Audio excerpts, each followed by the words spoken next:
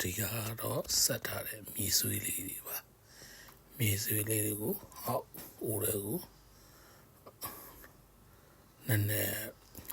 အိုးအမြင့်အောက်ကိုအမြင့်ထွေအောင်တော့လေးထည့်ထားလိုက်တာပါထည့်ထားပြီးတော့ရေလေးကိုနည်းနည်းလေးလောင်းပြလိုက်ပါတယ်မြေကလည်းနည်းနည်းလေးအဆိုးနေတယ်ဆိုပြီးသားဖြစ်တာကြောင့်မြေကြီးကိုနည်းနည်းလေးလောင်းပါတယ်လောင်းပြီးတော့အပင်ကျွန်တော်ရဲ့စပယ်ပင်လေးကိုနေရာအမြင့်လေးထိုင်ကြအောင်ဒီချက်ကြအောင်ထည့်ပါတယ်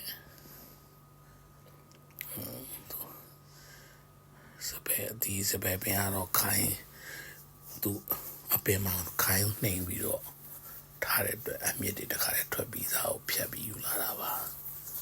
အဲ့ဒါကိုတခြားဒီကျွန်တော်ဆက်ထားတဲ့မြေနဲ့ရောပြီးတော့စိုက်မှာဖြစ်ပါတယ်အဲ့လိုတခြားထည့်ပြီးတော့အပွားရေးပေါ်ထပ်ပြီးတော့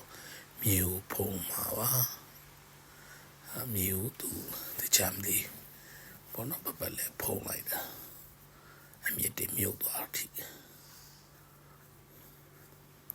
တခြားလေးဖုံးပါတယ်ကျွန်တော်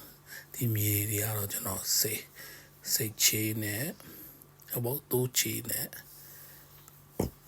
ယူမြေနဲ့ပေါ့နော်ယူဟိုမြေနဲ့တဆွေးမြေနဲ့ရောထားတာပါအဲ့ဒါကိုပထည့်ပြီးတော့မြေကိုအရင်နဲ့မဖိဘူးဒါပေမဲ့နည်းနည်းလေးပေါ့နော်ဖွားလေးဖိပြီးလိုက်ပြီးတော့ဖိလိုက်တာပါ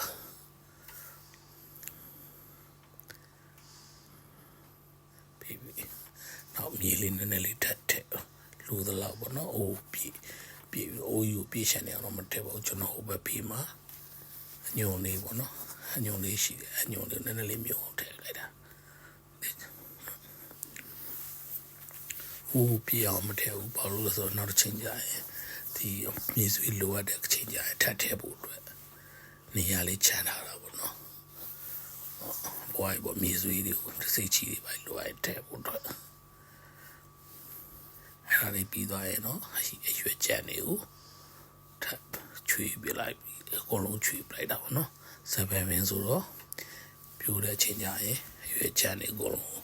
ချွေပြတာကောင်းပါတယ်အဲ့ဒါမှနောက်တစ်ချိန်အပင်ရှင်လို့အပင်ဟိုက်ပြန်ပြီးအညို့နေဝီဆဆနဲ့ထွက်လာမှဖြစ်ပါတယ်ဒါတော့စပယ်ကိုင်းကူမဟုတ်ဘူးเนาะစပယ်ကိုင်းနှိမ်ပေါ့ကိုင်းနှိမ်ဆိုတာကဒီစပယ်ပင်ခိုင်း